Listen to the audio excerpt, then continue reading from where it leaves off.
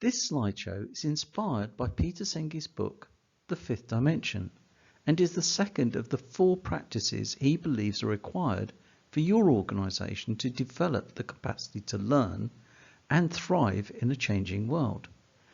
This second practice enables an organisation to think about how it looks at the world so that it can learn to adjust this vantage point and see the world in a different way.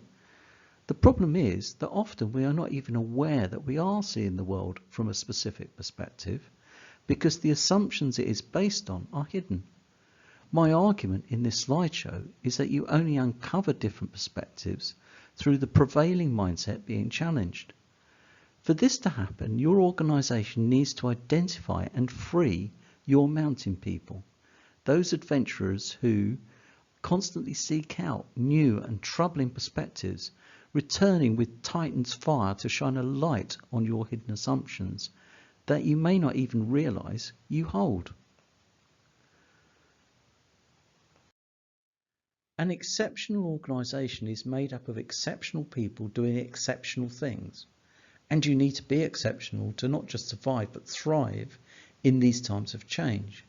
These exceptional people have the personal mastery which is inspired by a deeply meaningful vision combined with a commitment to truth about the world and a willingness to embrace the tension between these two which drives them on.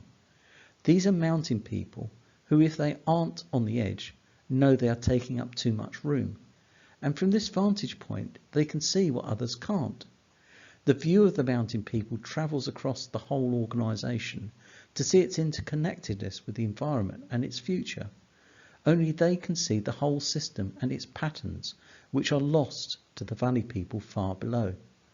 Valley people are trapped in their and the organisation's mindset, which determines not only how they see, but even what they see, because they don't have any other perspective.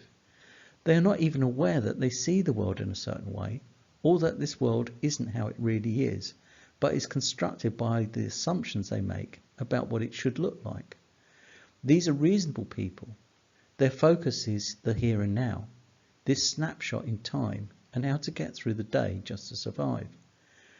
In this slideshow, I will use this myth to explore what Senge meant by the practice of working with mental models, because it links personal mastery with finding new insights and ways of seeing the world, of learning to learn.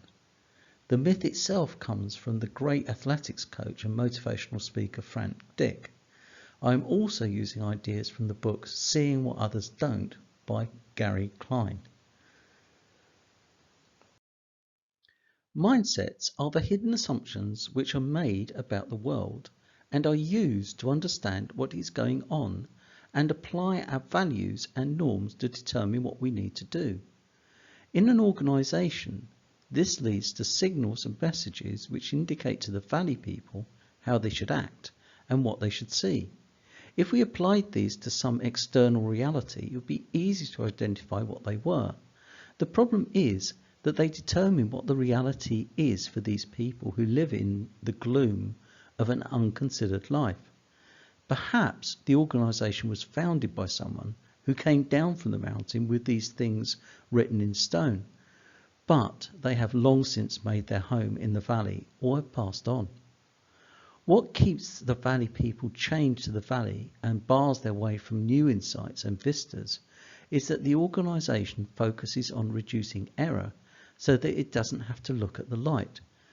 The real message behind H.G. Wells' story In the Kingdom of the Blind, the One-Eyed Man is King is not that the one-eyed man became king.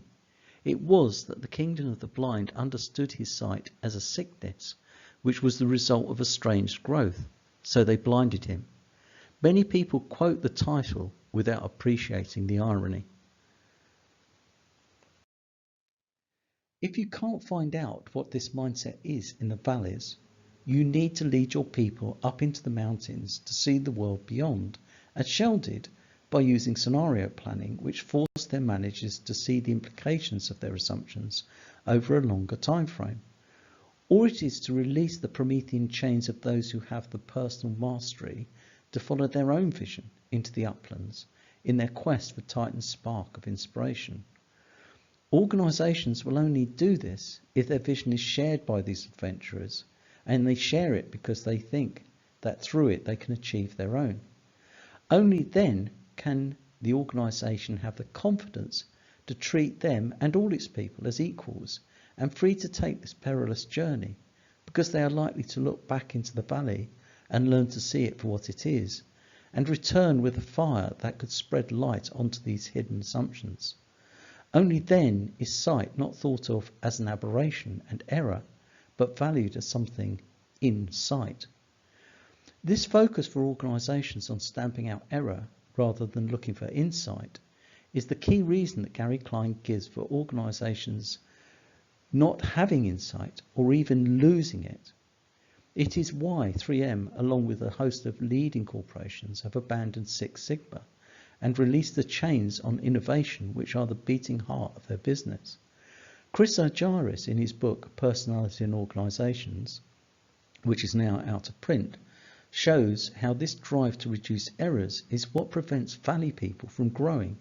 It's what keeps them in a state of immaturity as rule takers, rather than maturing into mountain people who are driven to make the rules.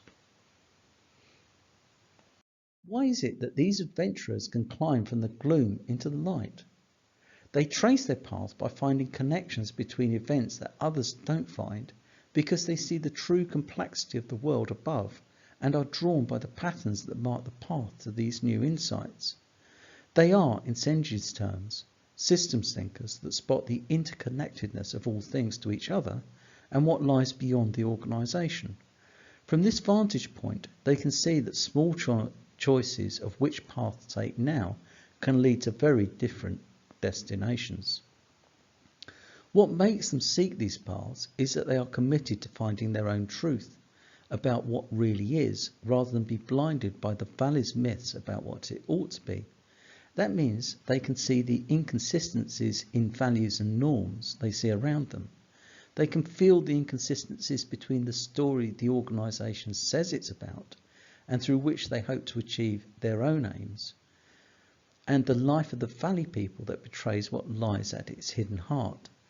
This creative tension drives them on to learn the paths that they should follow. Or perhaps the unthinkable has happened. A crisis which threatens the valley from they know not where has come from beyond the mountain, and hiding in the gloom with its old assumptions, norms and values is no longer an option for the organisation. It needs a new light to find a different way of being and sustaining the vision that is truly shared by these adventurers.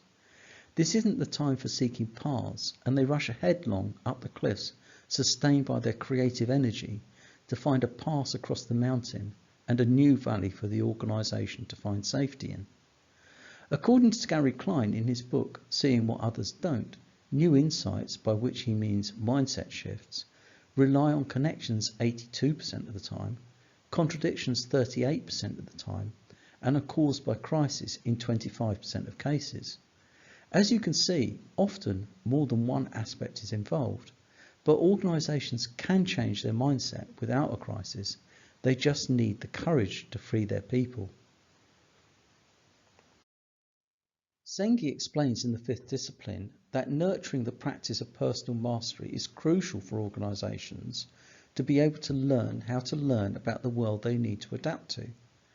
That is, to help people to find their vision which truly matters to them, be committed to seeing this in the light of what is true about their world, and having the courage to sustain the creative tension between vision and reality that will drive them forward.